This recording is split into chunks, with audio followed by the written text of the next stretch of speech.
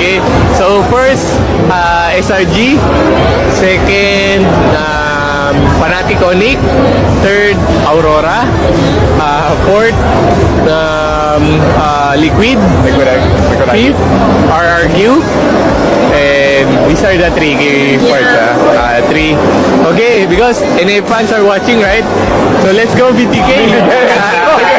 Okay. Alright. Okay. Maybe. No, I already say RRQ, right? I think I don't know how to pronounce, but the Ulf. Yeah, Ulf. Yeah. And last one. Last one, number 8. Who's gonna make Last one. Arcadia's list? Sasa, why is it Sasa? Sasa already. No. Sasa. Sasa.